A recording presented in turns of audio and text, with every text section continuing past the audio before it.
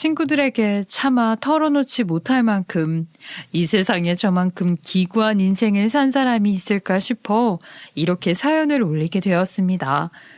어찌 보면 이 모든 일이 사람을 너무 믿고 정이 많은 저의 업보일지도 모르겠지만 이런 저에게 갑자기 생겨버린 아들은 운명과도 같은 만남이라 생각을 하게 되었지요. 5살이 된 아들을 처음 만났을 때 저는 딸아이 둘을 키우고 있었는데 이미 초등학교 고학년이던 딸들과 아들은 너무나도 작고 왜소했어요. 피죽도 못 얻어먹은 것처럼 생겨서 아들에게 밥은 먹었냐고 물어보니 우리 아들이 고개를 절레절레 저으면서 낯을 무척이나 가리더라고요.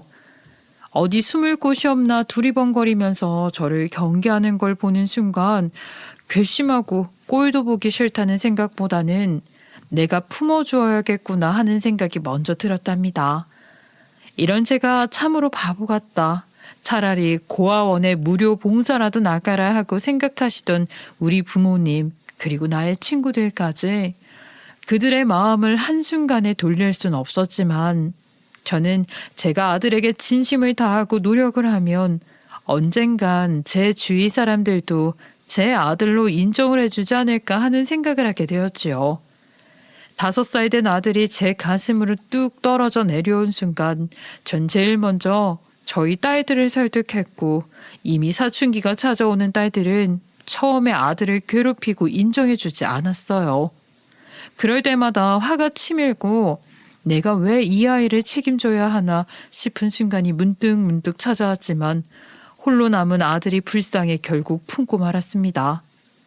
아들이 어디서 갑자기 툭 떨어지게 되었는지 무척이나 궁금하시지요? 이 이야기를 풀어나가려면 저의 답답한 옹고집부터 양해를 해주셔야 할 것 같네요. 우리 아들은 말입니다. 남편의 상간녀의 아들이었습니다. 참 말도 안 되는 사이라는 생각이 드시지요? 저도 처음에는 그랬습니다. 남편은 출장이 잦은 영업직 일을 하고 있는 사람이었는데 회사에 오피스 와이프를 두고 있었던 것이었지요. 상간녀는 사별을 하고 아들을 홀로 키우고 있었는데 혼자의 몸으로 아들을 맡아 키우려니 무척이나 심신이 지쳐 있었던 상태였던 것 같았어요.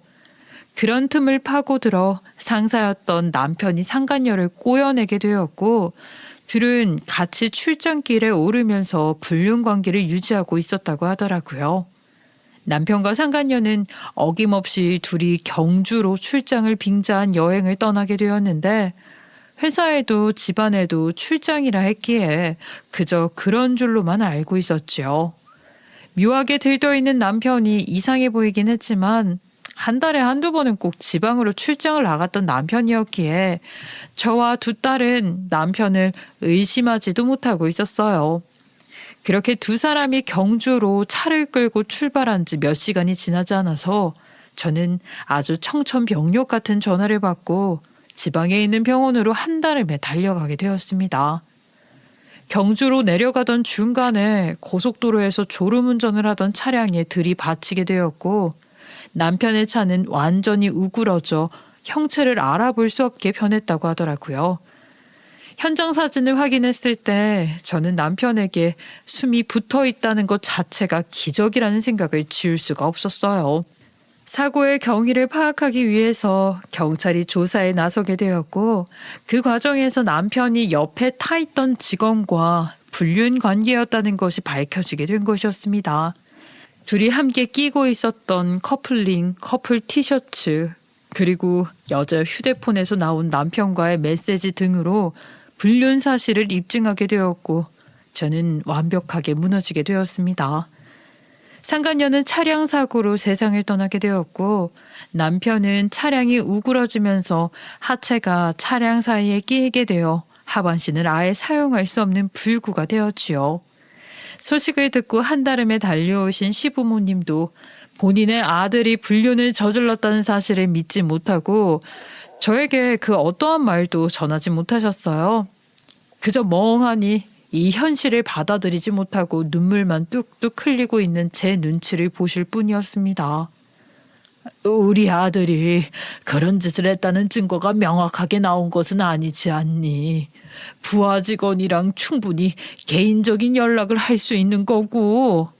어머님, 그런 말씀은 저한테 도움이 되지 않는 말인 것 같아요. 남편이 그 여자와 나는 문자 메시지 다 보셨잖아요. 사랑한다고 보고 싶다고 써져 있던 거 못 보셨어요? 아침마다 저한테 늘 짜증내면서 회사 출근하기 싫다고 난리를 치던 사람이 그 여자랑은 참으로도 다정했더라고요. 믿어지지 않을 만큼요. 일 때문에 그런 대화를 나눴을지도 모르지 않니. 그래, 100번 양보해서 우리 아들이 불륜을 저질렀다고 치자. 이제 하반신이 마비되어서 움직이지도 못하는데 우리 아들이랑 이혼이라도 하겠다는 거야. 애들을 봐서라도 이혼만큼은 하면 안 되지 않겠니? 어머님은 이 와중에도 본인 아들 병수발을 들어줄 여자를 찾고 계시는군요. 저는 저 인간이 죽든 말든 이제 아무런 상관이 없어요. 가족을 배신하고 다른 여자와 나가 놀던 사람이 아주 꼴 좋게 당한 거지요. 어머님께서 직접 병수발을 드신다면 또 모를까. 더 이상 저도 제 인생 낭비해가면서 저 인간 병수발 들고 싶은 마음 없네요. 우리 아들 이대로 죽는다고 해도 장례식장에 차식 하나 오지 않으면 슬퍼서 어떻게 하니. 이혼만큼은 하지 않았으면 좋겠다.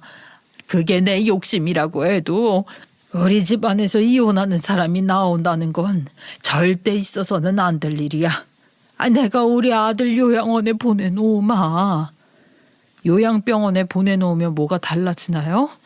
이혼이라는 게 그렇게 쪽팔린 줄 아셨으면 아들 단속을 단단히 해두셨어야죠. 이미 모든 일이 다 벌어진 뒤에 저에게 그러면 안 된다, 이해하라 하시는 게 말이나 되나요? 어머님 말이 언제 어떻게 바뀔지도 모르는 일이고요. 절대로 병수발 들지 않게 해줄 테니 요양원 비용 걱정하지 말고 지내라. 장애수당 나오는 거 전부 손녀들 키우는데 보태줄 테니까 이혼만큼은 하지 말아다오. 저에게 약속하신 거예요. 저는 2번 다신 남편 얼굴 보고 싶지 않아요. 어떻게 한평생을 살아온 조강지처를 버리고 바람을 피우는 파렴치한 짓을 해요. 그것도 서로 자식까지 있는 사람들이 아이들 보기에 부끄러운 줄도 모르고요. 내가 입이 10개라도 할 말이 없다. 하지만 내가 한 번 한 약속은 다 지키지 않겠니? 우리 아들이 저지른 과오를 내가 갚는다고 생각해 주렴. 저에게 이혼을 하지 않으면 제가 절대 불편함 없이 살 수 있도록 물심양면으로 지원을 해주신다고 하셨고 저는 손해볼 일이 없을 거라 생각을 했습니다. 전업주부로 살고 있었던 저에게 갑자기 뚝 떨어진 가장의 무게가 상당히 버거웠는데 생활에도 도움을 주시겠다고 약속을 하셨거든요. 목사님인 시아버지, 모태신앙인 시어머니, 대외적으로 아픈 남편을 돌보는 신실한 며느리를 보여주고 싶으셨던 것이겠지요. 아주 웃기게도 아들이 떡하니 불륜을 저질렀다지만 시부모님께서는 남들 눈을 상당히 신경 쓰면서 살았거든요. 직업이 직업인지라 신도들에게 보여지는 너그러운 모습에 목숨을 거셨기 때문에 남편의 사고는 어떻게 보면 하나의 발판이 되기도 했던 것이지요. 저도 아이들을 키우는 것이 막막했던 찰나에 시부모님께서 그런 제안을 해주셨으니 나쁠 것 없다고 안일하게 생각을 했어요. 남편이야 어차피 요양원에 가게 되면 더 이상 마주칠 일 없을 거라 생각했기 때문이었지요. 결국 서울에 있는 병원으로 남편을 옮기게 되고 상간녀의 장례식 또한 가족이 인계받아야 했기 때문에 서울에서 치러지게 되었습니다. 솔직히 말하면 상간녀의 장례식장에는 별로 가고 싶은 마음이 없었어요. 제 남편과 정을 통한 사람의 장례식에 왜 가고 싶었겠습니까?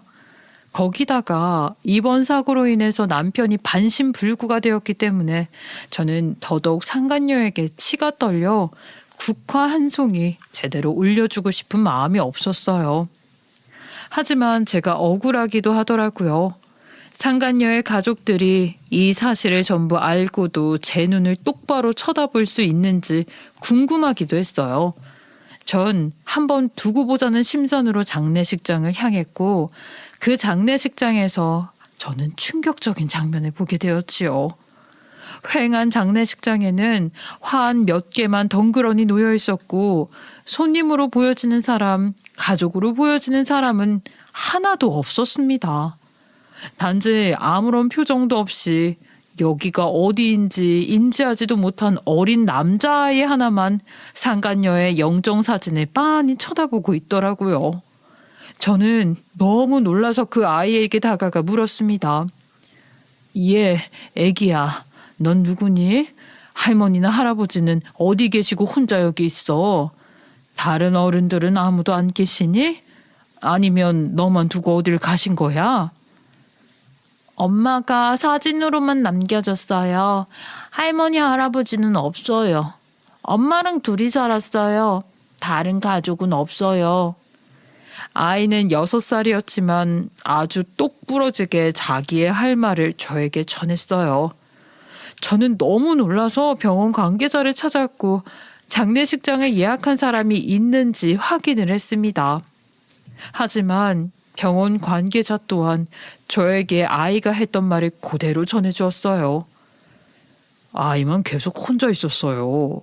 가끔 경찰이 와서 아이가 먹을 것을 전해주기도 했고 저희 직원들이 간간히 들여다보고 있었어요. 장례를 예약한 것도 복지시설에서 와서 한 것 같던데 자세한 건 모르겠고 지금 저 장례식장 비용도 어디에 청구해야 할지 저희도 막막합니다. 저는 장례식장에 덜렁 남겨진 아이가 걱정이 되었고 적어도 아이를 돌봐줄 수 있는 복지시설 직원이라던가 보호자가 올 때까지 기다려야겠다는 마음을 먹게 되었죠. 하지만 밤이 어두워지고 장례식장의 소란스러움이 사그러질 때까지도 아무도 아이를 찾아오는 사람이 없었습니다. 나중에서야 알게 된 사실인데 상간녀는 가족도 하나 없는 고아였고 아이만 덜렁 남겨두고 사고를 당하게 된 것이었어요. 남편은 이 모든 사실을 알고 있었고 저에게 면목이 없다는 말만 반복하다 요양원으로 입원을 하게 되었습니다. 자연스러운 수순으로 아이는 고아원에 맡겨지게 된다고 경찰에게 이야기를 전해 듣게 되었는데 이상하게도 그 똘망똘망하던 눈망울이 잊혀지지가 않더라고요. 남이나 다름없는 아이에게서 왜 이렇게 눈을 못 떼? 네가 무슨 성모 마리아라도 되니? 안타까운 마음은 우리 모두 가지고 있단다. 하지만 저 아이를 네가 맡아서 키울 거야 뭐야? 그냥 기억에서 잊어버리도록 해. 지금 우리 두 손녀딸 키우는 것만으로도 벅차지 않겠니? 시어머니는 저에게 저 아이를 맡아 키울 것도 아니면서 애먼 동정을 하지 말라고 그 아이에게는 더욱더 상처가 될 수 있는 일이라고 했어요. 하지만 저는 그 아이가 자꾸만 눈에 밟혀 장지까지 따라가게 되었고 상간녀 무덤에 흙을 덮는 걸 조용히 지켜보던 아이에게 결국 말을 걸게 되었어요. 얘, 너 이름이 뭐니? 너 지금 여기서 저 버스에 올라타면 아마 너처럼 부모 없는 아이들이 모여 사는 곳으로 가게 될 거야. 아이는 너른 무덤에 숨을 곳이 없나 두리번거리다가 결국에는 제 눈을 마주하고 입을 열었습니다. 저는 김지안이에요. 저도 어떤 아줌마가 찾아와서 제가 고아원이라는 곳으로 가게 될 거라고 전해주셨어요. 어렵지 않을 거라고 했어요. 그래. 하지만 그곳에 가고 싶지 않다면 지금 아줌마랑 함께 저 차에 올라타면 되는 거야. 그러면 아줌마랑 같이 살게 될 거야. 아이는 저를 빤히 바라보다가 고아원에 가기 싫었던 것인지 뭔지 제 손을 꼭 붙잡았어요. 고사리 같은 손으로 제 손가락을 잡아 올리는데 순간 가슴 한구석에서 뭉클함이 느껴지고 이 아이를 내가 데려다 키우는 것이 맞겠구나 하는 생각이 들었습니다. 정말 미친 짓이라는 생각이 절로 드시죠. 저도 만약에 지금 다시 그 순간이 찾아온다면 그때와 같은 결정을 내릴 수 있을지 잘 모르겠네요. 하지만 그때는 지금보다 훨씬 더 젊은 날이었기에 그럴 용기가 생겼던 것 같습니다. 당연히 제가 아들의 손을 잡고 저희 집으로 왔을 때 저희 부모님도 그렇고 시부모님도 그렇고 저희 딸들까지도 저에게 손가락질을 하며 욕을 하셨습니다. 특히나 저희 부모님께서는 요양원으로 가게 된 남편과 하루빨리 이혼을 하라고 왜 이혼을 하지 않느냐며 속상해하고 계시던 찰나였기에 더욱 심하게 말씀을 하셨지요. 제 손을 꼭 붙잡고 있는 아들에게까지 심한 말씀을 퍼부으셨으니 우리 아들이 그 어린 나이에도 눈칫밥을 먹으면서 지낼 수밖에 없었지요. 게다가 시부모님이 도와주시는 생활비로는 내 식구가 먹고 살기 빠듯했어요. 저는 결국 아들을 유치원에 보내놓고 나가서 일을 해야 했습니다. 그때는 정말 제가 아들을 잘 데려온 것이 맞나 의문이 들기도 했지요. 유치원이 끝나고 집으로 돌아간 아들이 누나들에게 엄청나게 구박을 받으면서 지낸다는 것을 뒤늦게서야 알게 되었거든요. 그뿐만이 아니라 저희 친정 부모님까지도 집으로 찾아와 아들에게 핍박을 주고 있었다는 사실을 알게 되어 참으로 속이 상했었습니다. 야 이거서 네가 뭐 잘났다고 바람난 여자의 아들까지 데리고 와서 키우냐 이 말이야. 저런 놈들은 아주 씨가 말라야 된다는 건 몰라서 하는 행동이야. 이럴 바에야 차라리 기부를 하고 가난한 나라에 있는 밥 못 먹는 기아들을 돕는 게 낫다 이거야. 엄마, 애가 듣는데 무슨 소리를 그렇게 해요. 저 아이가 얼마나 안타까워요. 가족도 없고 집도 어딘지 찾아가지도 못할 아이를. 그러게 왜 가정 있는 남자랑 바람을 피워? 나는 너만 보면 속이 터져서 죽을 것 같다. 아니 네가 무슨 성인군자라고 이런 짓을 하고 있냐고. 네 시부모는 이런 꼴을 보고도 좋구나 잘했구나 한단 말이야. 이런 막대 먹은 집안이랑은 사돈을 맺는 게 아니었는데 네 딸들을 생각해서라도 저 애를 맡으면 안 되는 거지. 지금이야 고작 5살이라고 치지만 더 커서 네 딸들에게 해코지 안 한다는 보장이 있어? 우리 아들 그렇게 키우지 않을 거예요. 다들 마음을 열고 이 아이를 볼 생각을 해야지. 연자제가 있는 나라도 아닌데 자기라고 엄마가 그런 사람인 줄 알았겠어? 잘났다 잘났어. 내가 답답해서 이제 못 오겠다. 저놈의 자식 고아원에 갖다 놓을 때까지 내가 절대로 너네 집 안 찾아온다 알겠어? 나중에 엄마 말 들을 걸 그랬어요 하면서 후회하지 말고 지금이라도 내 말 들어. 도와달라고 해도 절대로 안 도와줄 거니까 그렇게 알아. 친정엄마는 답답하다며 가슴을 뻥뻥 때리면서 집을 나가셨고 할머니를 졸졸 쫓아다니던 우리 딸들은 아들 때문에 할머니가 저희 집에 오지 않는다는 걸 알게 되었지요. 그 뒤로 딸들이 어마어마하게 아들을 괴롭혔다는데 우리 아들은 그 어린 나이에도 본인 업보라 생각하며 꾹 참아냈다고 하더라고요. 그렇게 몇 년이라는 시간이 지나고 딸들이 고등학생이 되었을 때서야 집안에는 조용한 평화가 찾아오기 시작했어요. 딸들이 자라면서 아들에 대한 관심을 거두기도 했고 반듯하게 자란 아들을 보면서 본인들의 분노를 잠재운 덕분이었지요. 우리 아들은 예상과는 다르게 정말 번듯하게 자라주었습니다. 제가 해준 게 하나도 없는 것 같은데도 저에게 늘 감사한 마음을 가지며 하루하루를 보내는 효자였거든요. 효자 이야기가 나오니까 아들 자랑을 하지 않을 수가 없겠네요. 우리 아들은 그럭저럭 했던 저희 딸들과는 달리 공부도 엄청나게 잘하는 아이였습니다. 아무래도 여자 혼자의 몸으로 아이들을 셋이나 키우려다 보니 학원 같은 데도 제대로 보내주지 못하고 문제집이나 몇 권 사주는 게 전부였어요. 그때 당시에는 전과라는 두꺼운 교과서 풀이집 하나 사주면 그 안에서 예습도 하고 복습도 하고 하면서 공부를 하는 게 전부였던 시절이었거든요. 항상 전교 1등을 하는 친구들 이야기를 들어보면 뭐 교과서만 보고 공부했어요 하지 않겠습니까? 우리 아들이 딱 그런 아이였어요. 누나들이 풀다만 문제집들을 주워다 풀고 뭐 하나 사달라는 말을 못해서 학교 담임 선생님 주위를 기웃거리며 문제집을 받아다 푸는 아이였지요. 제 누나가 풀다 버린 문제집을 지우개로 박박 쥐어서 공부하는 것을 보고 깜짝 놀라서 그제서야 아들에게 문제집들을 한아름 사주곤 했었습니다. 그때까지도 아들이 공부를 잘한다는 사실을 몰랐으니 제가 데려다 키우긴 했지만 정말 관심 한번 제대로 주지 못했던 것이지요. 딸들이 전문대에 입학을 해서 전공을 살려 자격증을 따는 동안 우리 아들은 중학생이 되었고 첫 성적표를 가지고 왔을 때 저는 깜짝 놀라고 말았어요. 반에서 1등을 한 것도 모자라서 전교에서 3등을 해오지 않았겠습니까? 저는 아들에게 너무 놀라서 아무 말도 하지 못했죠. 아들은 무척이나 쑥스러운 얼굴로 저에게 머쓱하게 이야기를 했습니다. 운이 좋았어요. 다른 친구들이 공부하지 않은 부분에서 시험 문제가 나왔나 봐요. 다음 시험에는 이렇게 잘 받을 수 있을지 모르겠어요.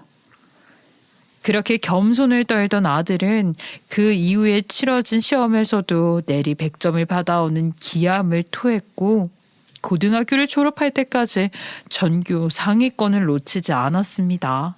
당연히 대입시험에서도 쾌거를 이루게 되었고 소위 말하는 대한민국 명문대에 입학을 하게 되었어요. 아들은 대학을 졸업하고 바로 취직을 하려고 했으나 대학에 알아주는 교수님께서 우리 아들을 붙잡아 두었어요. 그 머리를 그냥 썩히면 안 된다고 하며 공부를 계속하여 박사가 되어야 한다고 신신당부를 하고 저에게까지 편지를 보내셨더라고요. 저는 아들에게 하고 싶은 일을 하라고 이제는 더 이상 돈 들어갈 것도 없으니 걱정하지 말고 네 갈 길을 가라고 하니까 아들이 대학원에 진학을 했습니다. 연구실이라는 곳에서 하루 종일 교수의 뒤치다꺼리를 하고 연구를 한답시고 집에 들어오지 못하는 날들이 많았지만 저는 아들을 응원했지요. 아들은 정말 성실하게 일을 했고 학회에서도 인정을 받는 명예를 얻게 되었습니다. 우리 아들이 졸업하는 날 학사모를 던지지 않겠습니까? 그 모자와 함께 우렁찬 함성을 외치는데 제 속이 다 뭉클하고 시원섭섭하더라고요. 비록 상간녀의 아들을 데려다 키운 이상한 인연이긴 하지만 그래도 아들의 자랑스러운 모습을 보니 하늘에 있는 상간녀에게 소리 한번 질러주고 싶더라고요. 내가 네 아들을 이렇게 키웠다. 너는 비록 내 남편이랑 정분이 난 사이였지만 내가 모든 걸 포용했다. 부럽지? 하고 말입니다.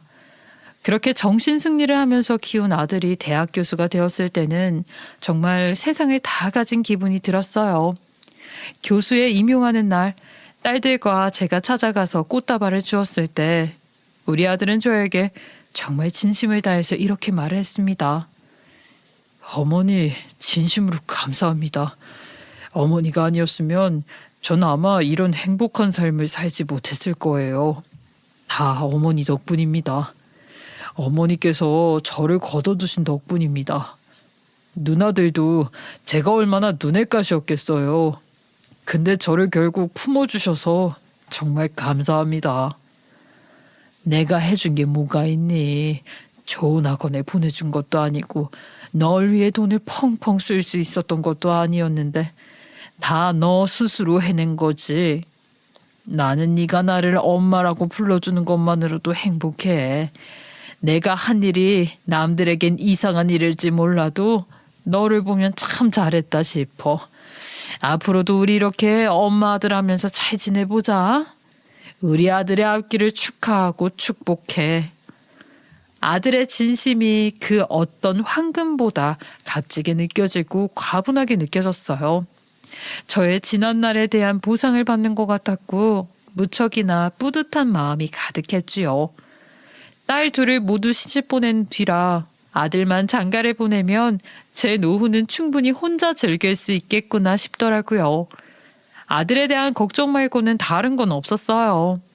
번듯한 집안에 장가를 보내서 아들, 딸 낳고 잘 산다면 더할 나위 없이 제 인생의 마지막 여정을 떠날 수 있겠다 싶었습니다. 아무래도 딸들과 나이 차이가 10살 가까이 나다 보니 제 나이도 60을 넘겼기에 아들이 하루빨리 손주를 안겨주었으면 하는 바람뿐이었어요. 내내 공부만 하던 아들이 여자를 사귀는 것을 본 적이 없었기에 저는 불안한 마음이 들었지요. 아우, 쟤는 사내 놈이 여자만 보면 바짝 얼어가지고 저래서 결혼은커녕 연애도 못하게 생겼는데 엄마도 그냥 포기하고 살아요. 세상에 완벽한 사람이 어디 있어? 교수 됐으면 됐지. 평생 학문이랑 결혼한 셈 치고 살면 되지 뭐. 내가 아는 동생을 소개시켜준다고 했는데도 싫다고 딱 잘라서 말을 하더라. 별 수 있나? 그냥 그러려니 하고 살아. 엄마도 그 정도면 노력한 거지 뭐. 그렇게 3년이라는 시간을 더 보내고 아들놈이 45살을 넘겼을 때 제 나이는 80에 가까운 나이가 되어 있었습니다. 아들의 결혼을 포기하고 그저 노후의 자식들이랑 여행이나 다니면서 살아야겠다 싶었던 순간 아들이 저에게 아주 놀라운 소식을 전해주었어요. 1년을 넘게 교제를 해온 여자가 있는데 제 눈에 별 볼 일 없어 보일지 모르겠지만 아주 참하고 귀한 여자라고 말을 하더라고요. 저는 아들이 연애를 한다는 사실조차 모르고 있었기 때문에 무척이나 놀랐고 혼기가 지난 나이였기에 하루빨리 결혼을 했으면 하는 바람뿐이었지요. 네가 만나는 여자가 있다는 소식을 듣다니 내가 지금 눈을 감아도 아주 여한이 없겠구나. 그래서 그 여자는 언제쯤 소개시켜 줄 예정이니? 아이고, 소개할 것도 없다. 일단 그 여자네 집에 가서 결혼 허락부터 받아서 오너라. 내가 네 결혼에 딴지를 걸 이유가 없지 않겠어. 결혼하기 전에 인사를 드려야 할 것 같아서요. 저랑 나이 차이도 조금 있고 아직 철이 없는 사람인 것 같지만 저한테는 최고의 여자예요. 모아둔 돈이 많진 않지만 저도 이제 장가를 가야 어머니 마음의 짐을 덜어드릴 것 같아서요. 40년을 키운 자식이라 이제는 남 같다는 생각을 할 수 없는 아들이지만 결혼을 하겠다고 하니 만감이 교차하더라고요. 우리 남편과 불륜을 저지르고 비명 행사한 그 여자도 떠오르고 그 여자의 장례식장에서 멍하니 영정사진만 바라보던 아들도 떠오르고요. 몇 년 전에 남편이 결국 세상을 떠났을 때도 눈물을 흘려야 할지 좌불안석한 모습으로 제 눈치를 보던 다 큰 아들의 모습이 선하게 그려지더이다. 그렇게 아들이 만나는 여자를 소개시켜 주겠다고 약속을 잡아왔고 저는 아침부터 꽃단장을 하고 며느리가 될 아이를 만나러 가기 위한 준비를 마쳤습니다. 아들이 한껏 꾸민 저를 보면서 그런 이야기를 하더라고요. 어머니는 제 평생의 마음의 빚으로 남아 있었어요. 좋은 모습만 보여드려야지 싶다가도 그렇게 살아서 뭐하나 싶은 마음이 들기도 했는데 항상 저를 친자식과 다름없이 키워주신 어머니 덕에 버텼습니다. 이번에야말로 결혼해서 손주들 안겨드리며 어머니 마음에 남아있는 응어리들 모두 풀어낼 수 있도록 편하게 해드리고 싶어요. 주름이 자글자글한 제 손을 잡고 이야기를 하는데 저도 모르게 눈물 한 방울이 뚝 떨어지더라고요. 그렇게 아침부터 감정적인 마음을 추스르지 못하고 며느리가 될 아이를 만나러 갔는데 아무리 생각해도 우리 아들보다 한참 어려 보이더라고요. 사위들을 만나던 자리와는 달리 어색한 공기가 흐르기 시작했고 제가 먼저 운을 띄우니 살짝 퉁명스럽게 대답을 하는데 영 이상하더라고요. 그래서 아가씨는 나이가 어떻게 돼요? 우리 아들이랑은 어디서 만났는지 너무 궁금하네. 우리 아들이 무뚝뚝해서 재미도 없지. 저는 32살이에요. 오빠랑은 어쩌다 보니 소개를 받아서 만나게 되었고 무뚝뚝하긴 하지만 재미없는 정도는 아니고요.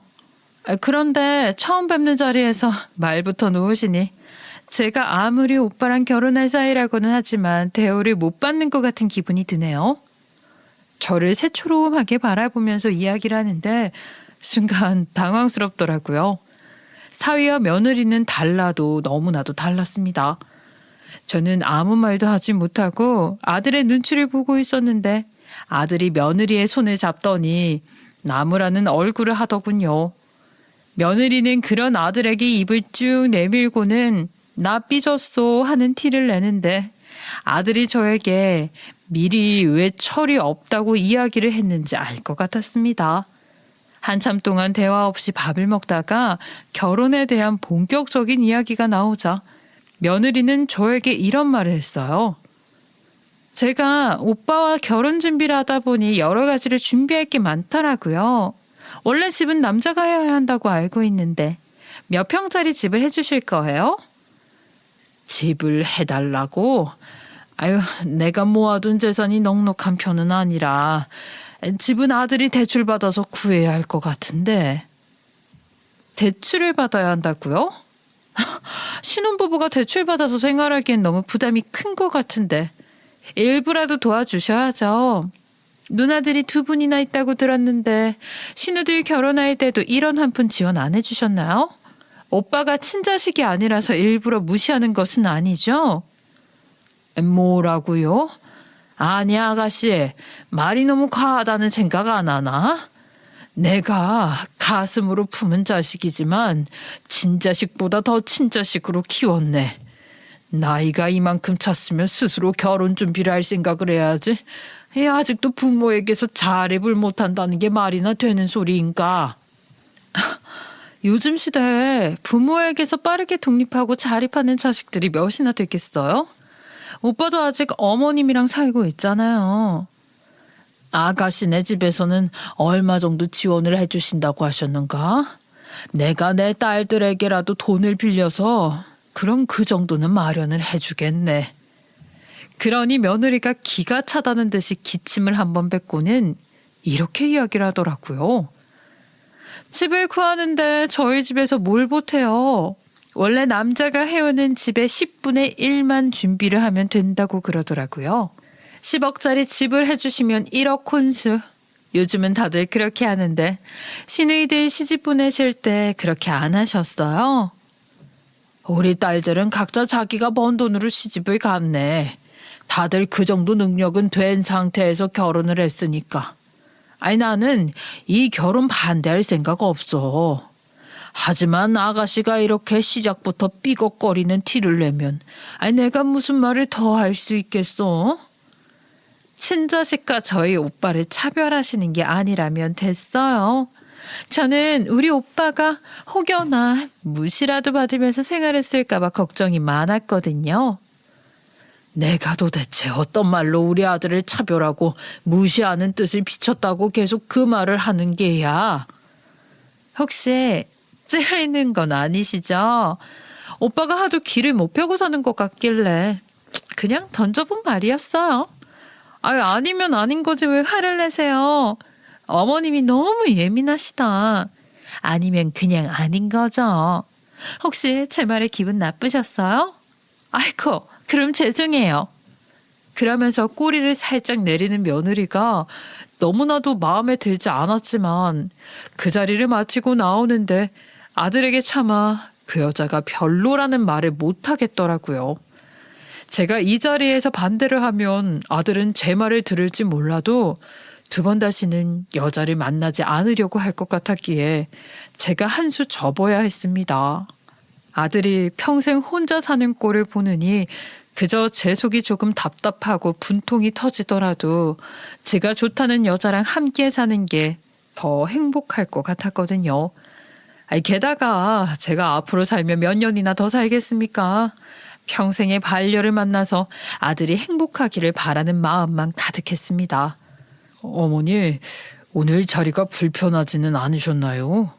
원래 그런 여자가 아닌데 오늘 이상하게 기분 좋지 않은 일이 있었는지 예민하게 굴었네요. 평소에도 너한테 저런 식으로 행동하거나 꼬투리를 잡는 건 아니지? 나한테 저러는 거야. 안 보고 살면 그만이라지만 우리 아들이랑은 평생을 함께 해야 할 사람인데 걱정이 이만저만이 아니구나. 원래 저런 성격인 사람은 아니에요. 내줘도 잘해주고 제가 미처 챙기지 못한 부분을 세심하게 챙겨주는 여자거든요. 제가 아무리 여자 보는 눈이 없다 하더라도 그 정도는 구별하면서 살 수 있어요. 그 이후에 가진 상견례 자리에서도 아나무인처럼 구는 며느리와 사돈댁을 보면서 가슴이 답답했지만 여든이 넘은 나이에 며느리를 보는 것이니 해탈을 하게 되더라고요. 저희 딸들이 함께 자리를 했다가 혀를 내둘렀지만 아들은 제가 아무 말도 하지 않으니 이렇다 저렇다 할 행동을 취하지 않았습니다. 딸들이 아들에게 잔소리를 살짝 하는 것을 보았지만 아들이 제 누나들에게 며느리 편을 들며 이야기를 하는 것을 보고는 저도 마음을 접었지요. 사돈댁에서는 한 푼도 지원해 줄 수 없다고 이야기를 했고 그 말을 듣자마자 저 또한 지원해 줄 돈이 없음을 밝혔습니다. 내가 하면 로맨스, 남이 하면 불륜이고 사돈댁의 표정이 썩어 들어가는 것을 보았지만 저 또한 뻔뻔하게 나왔지요. 그렇게 마음에 들지 않는 결혼식을 올리고 아들 부부가 신혼여행을 떠나니 이상하게도 집이 커다랗게 느껴지더라고요. 원래 연구가 바쁘다고 대학 시절부터 집에 잘 들어오지 않고 교수가 된 이후에는 학생들을 지도하느라 늘 바빠서 집에 잘 없었는데도 말입니다. 장가를 갔다고 생각하니 그래서 그런 건지 자식들을 전부 출가시키고 나니 마음 한구석에 자리 잡은 적적함은 이루 말로 할 수가 없었습니다. 그래도 제 평생의 소원이었던 아들 결혼까지 전부 치르고 나니 저도 이제는 마음이 가벼워져서 제 마지막을 정리해야겠다는 생각이 들었어요. 아들이 신혼여행을 다녀오고 본격적인 결혼 생활을 시작하자 딸들은 지 자식들 키우느라 바쁘고 아들은 지도교수로 바쁘고 하여 저는 더욱 심심해졌지요. 며느리와 함께 시간을 보내면 좋겠다 싶긴 했지만 저에게는 너무나도 어려운 며느리라 어떻게 대해야 할지 막막했어요. 딸들은 저에게 왜 그런 눈치를 보냐면서 잔소리하려고 부르는 것도 아니고 같이 밥도 먹고 차도 마시자고 부르는 건데 부담을 가지지 말라고 했지요. 저는 딸들의 말에 용기를 내어 며느리에게 연락을 했는데 며느리가 생각보다 살갑게 저에게 대꾸를 해주더라고요.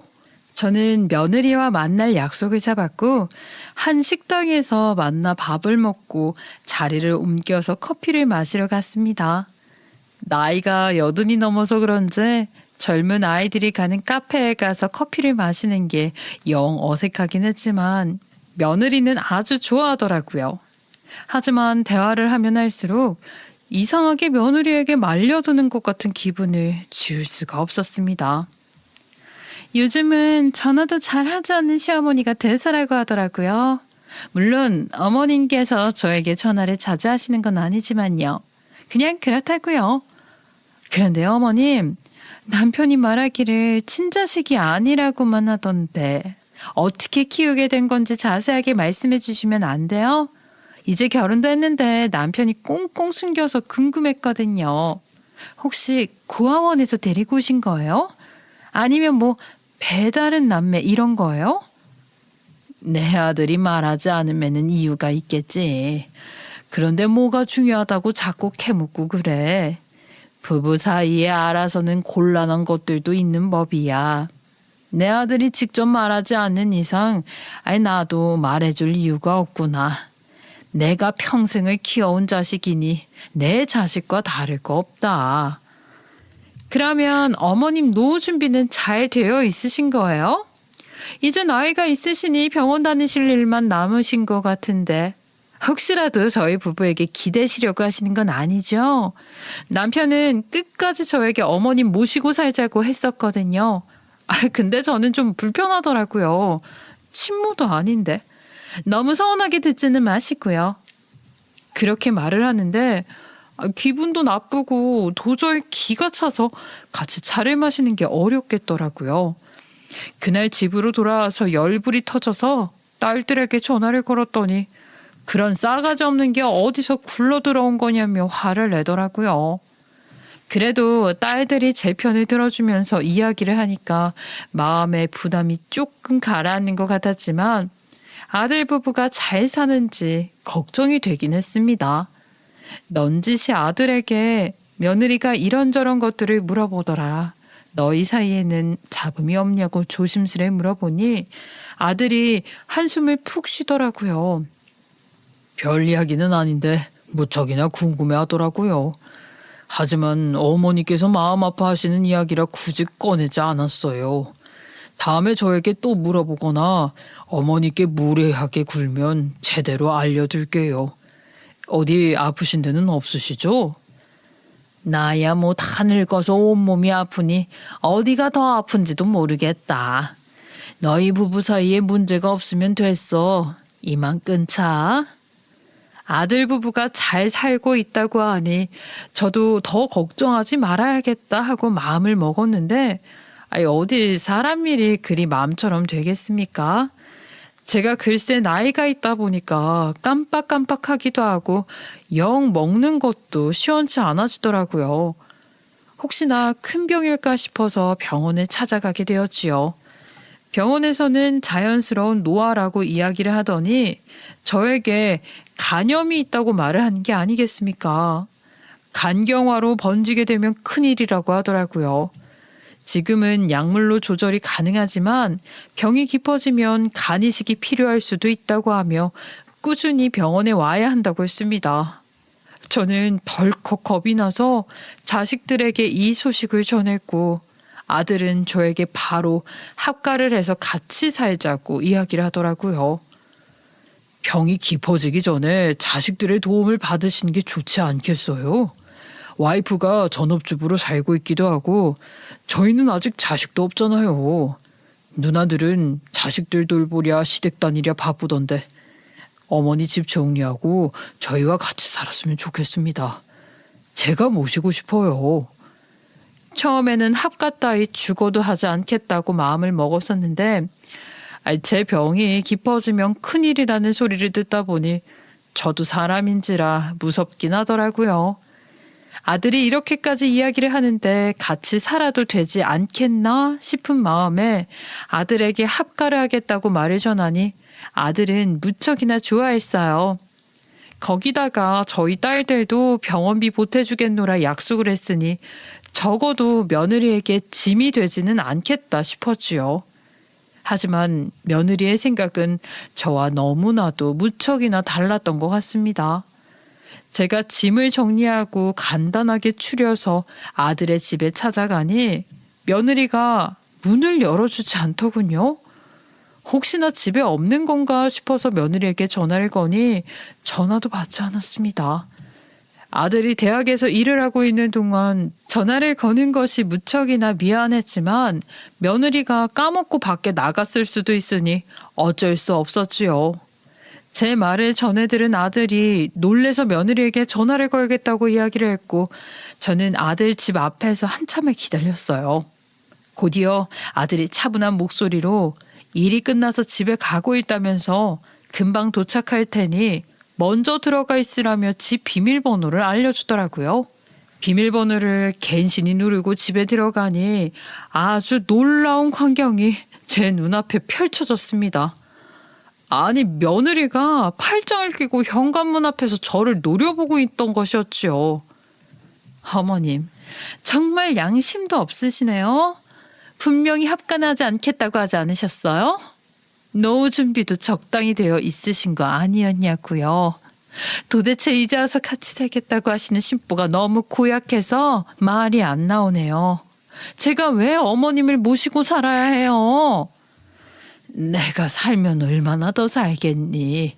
몇 년이라도 아들이랑 함께 건강하게 살다가 죽고 싶은 마음이라 합가에 찬성했다. 우리 딸들도 나한테 병원비 보태주겠다고 했고 너네 부부에게 누가 될 일이 없을 것 같아서 좋다고 했다.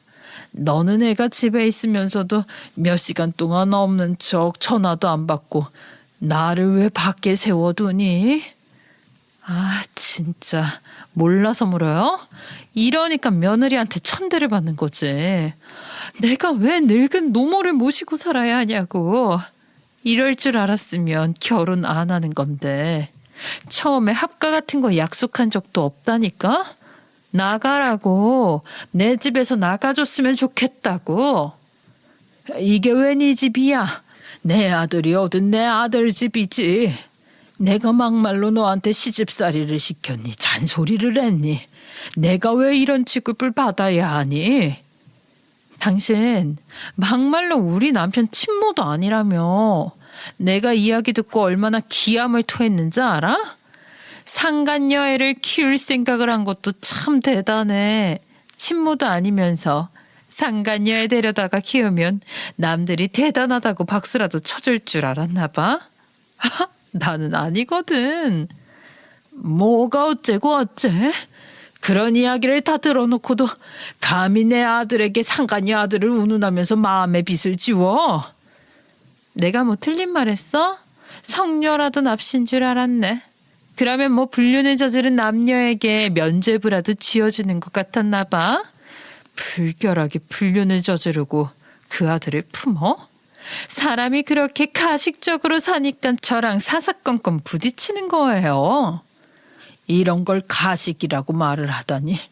그동안 아주 감쪽같이 우리 아들을 속이면서 지냈구나. 우리 아들이 참한 아가씨라고 나를 몇 번을 달랬는데 참한 게 아니라 참한 척하면서 우리 아들 등골을 뽑아먹으려던 여우 같은 기집애였어 이거. 뭐라고요? 제가 누구 등에 등골을 꽂는단 말인지.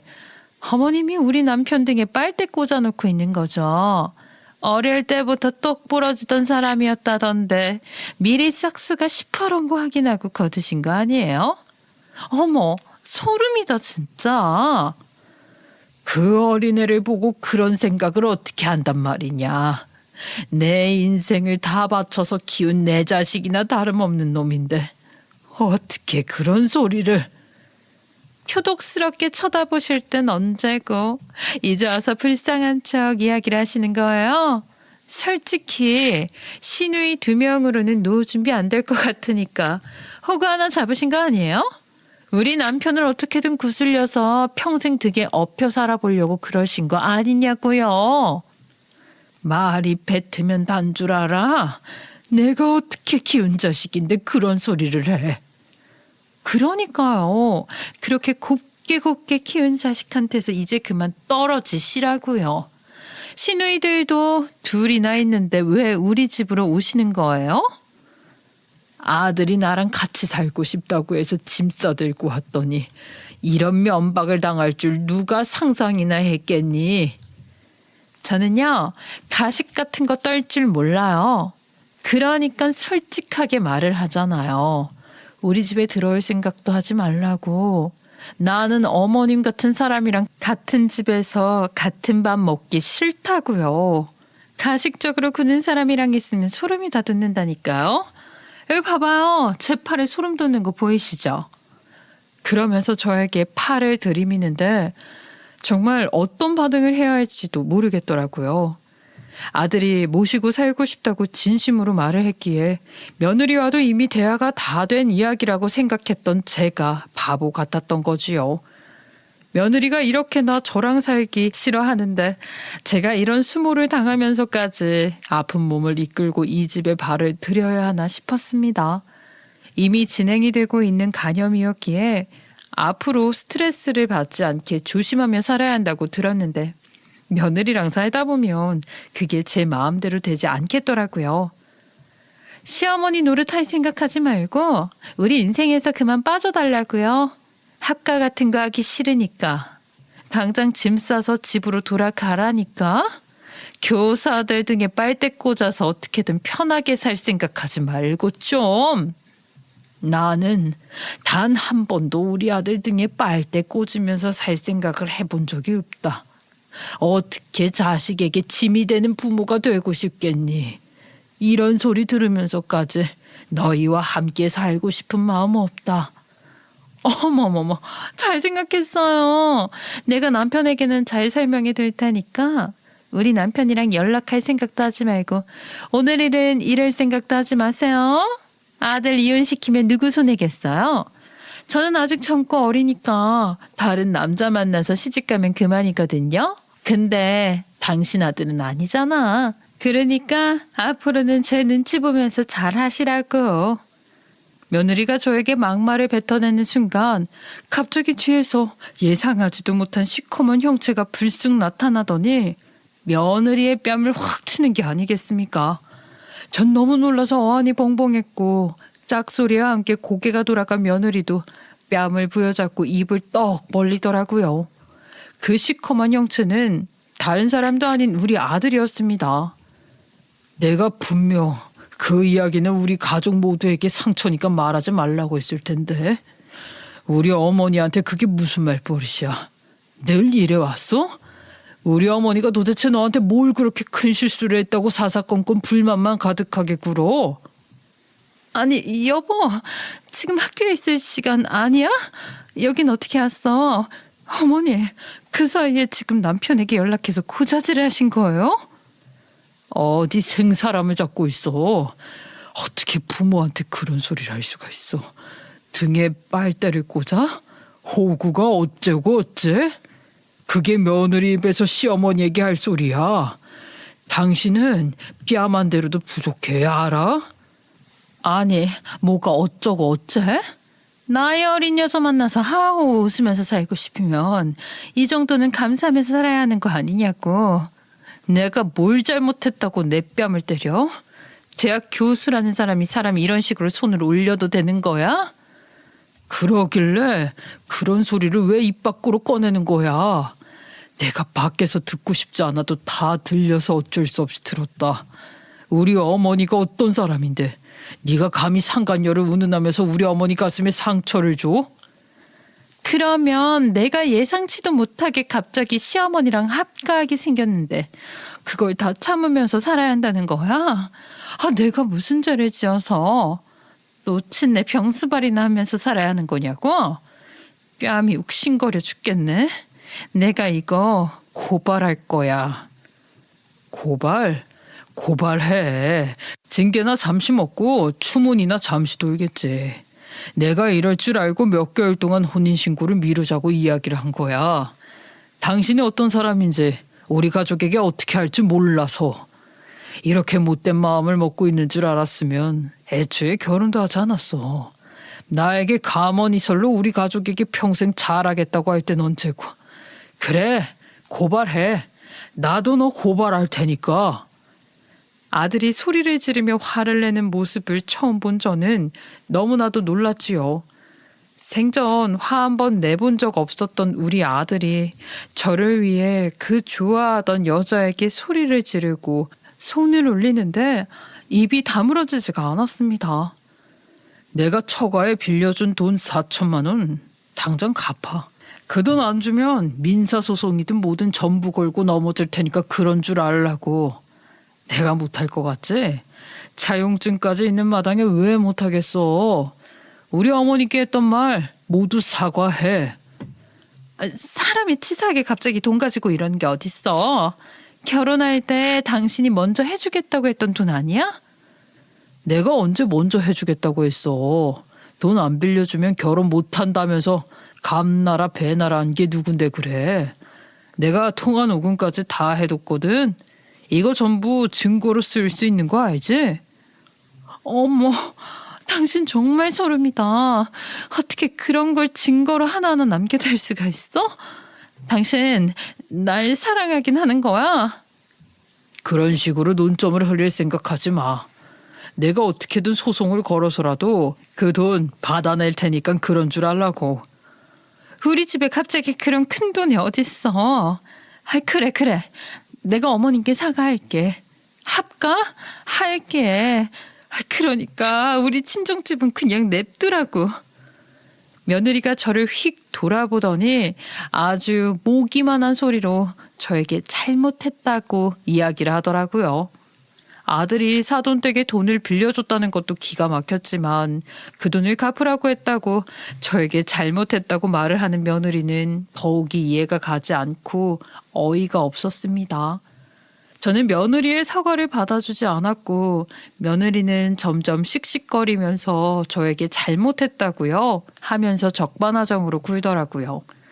제가 대꾸를 하지 않자 발을 동동 구르던 며느리는 저에게 이런 말을 하더라고요. 제가 무릎이라도 꿇어야지만 속이 시원하시겠어요? 그럼 제가 무릎 꿇겠어요. 잘못했다고 말을 하는데 왜 사람 말을 무시하냐고요?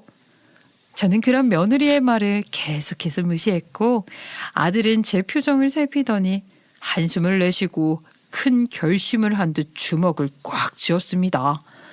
제가 사과를 받아주지 않고 버티자 아들은 안방으로 성큼성큼 들어가더니 커다란 짐가방을 들고 나와서는 며느리에게 짐을 싸라고 하더라고요.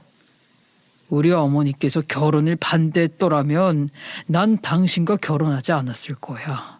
몇 시간 동안 늙은 우리 어머니를 밖에 세워둔 것도 화가 나는데 감히 그런 소리를 내뱉어? 당신이랑은 서류 정리할 것도 없지만 이혼이야. 당장 내 집에서 짐 싸서 나가. 아들이 정말 정이 다 떨어졌다는 목소리로 이야기를 하니 그제서야 며느리는 상황이 심상치 않게 돌아간다는 사실을 깨달았나 보더라고요. 얼굴이 시퍼렇게 질려서는 눈알을 이리저리 굴리다가 저에게 갑자기 횡설수설 사과의 말을 뱉어대기 시작했습니다. 어머님, 제가 여태까지 했던 말 사실은 진심이 아니었어요. 솔직히 누가 믿겠어요. 상간녀의 아들을 데려다 키웠다는 사실 말이에요. 저도 믿을 수가 없어서 그냥 어머님 한번 떠보려고 했던 거예요. 이제 절대로 안 그럴게요. 제가 잘못했어요. 이게 또 무슨 말도 안 되는 소리니? 우리 아들이 누구 뱃속에서 나왔는지 앞으로도 중요한 일이 아니다. 단지 며느리가 나를 무시하고 우리 아들까지도 싸잡아서 욕한 사실을 내가 용서할 수 없을 뿐이지. 어머님, 원래 애들도 다 싸우면서 친해진다고 하잖아요. 저희 고부간의 갈등이나 관계도 충분히 개선될 수 있을 거예요. 제가 남편이랑 이혼했으면 좋겠어요? 우리 남편 그러면 이혼남 되는 건데. 사회적 체면도 있고 지위도 있는 사람이 그런 추문이 붙으면 안 되잖아요. 당신 정말로 반성이라는 걸 하는 거야? 순간을 모면하려고 없는 말 지어서 하지 마. 나는 당신에게 너무나도 실망했고 치가 떨려. 내가 세게 나가야 어머님이랑 합가를 안 하게 될 줄 알았지. 내 친구들이 그러는데 시어머니 모시고 살면 자유도 끝이고 하루하루 피가 마르는 것 같을 거랬다고. 나한테 온갖 집안일에 구박에 사사건건 트집을 잡으면 어떻게 살아내가? 당신은 우리 엄마를 그렇게 봐오고도 그런 소리가 나와? 아니, 우리 어머니가 그런 짓을 하실 분이냐고. 그냥 조용히 본인이 집안일을 해두셨으면 몰라도. 같이 살아본 적도 없는데 내가 그걸 어떻게 알아? 나도 처음이야. 이 나이에 시집 와서 나도 처음 해보는 거라고. 어머님, 제가 잘못했어요. 진짜 이혼하면 저 어떻게 살아요? 제가 어머님을 오해했을지도 모르죠. 하지만 저도 몰랐잖아요. 어머님이랑 같이 살면 제가 구박대기가 될 것 같아서 일부러 같이 살기 싫어서 그런 말 했던 거라고요. 그러니까 용서해 주세요.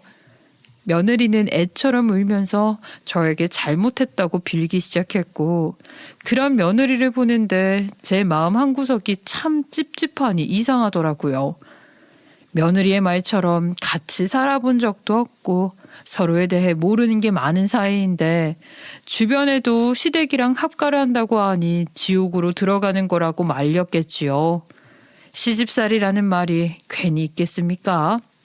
시자가 붙으면 사람이 변한다는 말이 있을 정도인데 나이가 어린 며느리가 덜컥 겁을 먹었을 수도 있겠다 싶더라고요. 제가 묘한 표정을 짓고 있자 아들은 안방에서 싸온 짐을 던지면서 며느리에게 처가에 가했으라고 소리를 질렀고 전 그런 아들의 손을 잡았습니다. 며느리의 말처럼 한 번 살아본 적도 없는데 앞으로 어떻게 맞춰 나갈 수 있을지 모르는 일이었으니까요. 거기다가 아들이 얼마나 며느리를 사랑하는지 잘 알고 있는데 제가 기분이 나쁘다고 아들 내외를 이혼시킬 수 없는 일 아니겠습니까? 됐다. 며느리가 어떤 마음인지 어느 정도 이해도 간다. 겁이 나긴 했겠지. 같이 살아본 적 없는 어르신을 모시고 살게 되었으니 말이다.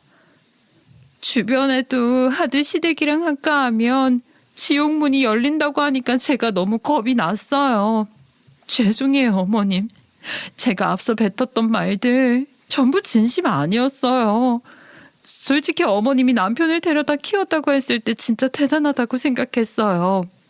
주변에서 독한 거라고 가식일 거라고 했지만 속으로는 대단하다고 생각했었다고요. 그럼 솔직하게 말을 하면 되지. 왜 그렇게 모진 말을 뱉은 거니? 결과적으로 온 가족이 상처만 입게 되었잖아. 학가를 하게 되더라도 꼭 어머님이 귀를 눌러서 제 마음대로 할 수 있게 해야 한다고 조언을 들었어요. 인터넷에서도 그렇고 시댁이랑 합가할 때는 제가 승기를 잡아야 한다고 하더라고요. 죄송해요. 제가 너무 줏대없이 낱말만 들어서 일을 그르쳤어요.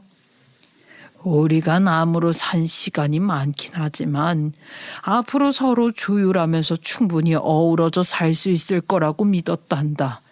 내가 내 아들을 품은 것처럼 며느리도 품을 수 있을 거라 생각을 해서 합가를 하겠다고 한 거였어. 네, 제가 생각이 너무 짧았어요. 죄송해요. 저 정말 이혼해서 혼자 살아갈 자신 없어요.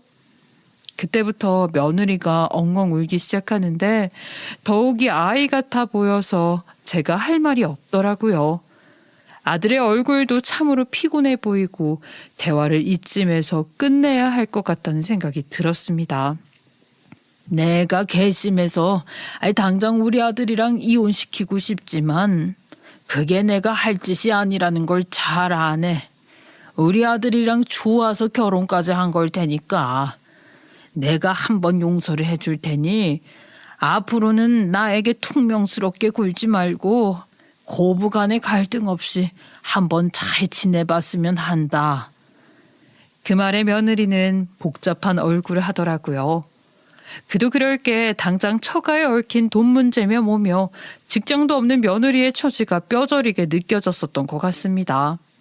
며느리는 저에게 머리를 조아리며 진심으로 그렇게 하겠다고 말을 하고는 앞으로 저에게 조심스럽게 행동하겠다는 약속을 올렸습니다. 마음 같아서는 각서까지 쓰고 싶었지만 어차피 이런 일이 또 벌어지면 아들이 알아서 처리해 줄 거라 믿었기에 그런 짓까진 하지 않았어요. 저는 그 뒤로 제 집을 정리하고 아들의 집으로 합가를 하게 되었고 1년이 지난 지금 여전히 며느리랑 깊은 대화를 하진 않지만 무탈하게는 잘 지내고 있습니다. 며느리도 제 눈치를 보면서 지내는데 지금 이 정도의 거리가 나쁘지 않다고 생각하고 있어요. 가끔 딸들이 찾아와 며느리를 구박할 때도 있고 아들이 먼저 며느리에게 눈치를 줄 때도 있어서 나름 불편함 없이 잘 지내고 있습니다.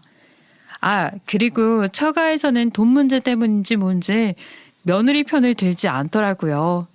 안쓰러운 마음까지 들어서 요즘은 좀 더 잘해줘 보려고 노력 중입니다. 상간녀의 아들도 품은 마당에 저에게 조금 뻐된 며느리 품는 게 뭐가 어렵겠습니까? 앞으로 제 인생이 얼마나 남았을지 모르지만 아주 긴 마라톤을 지나온 느낌이에요.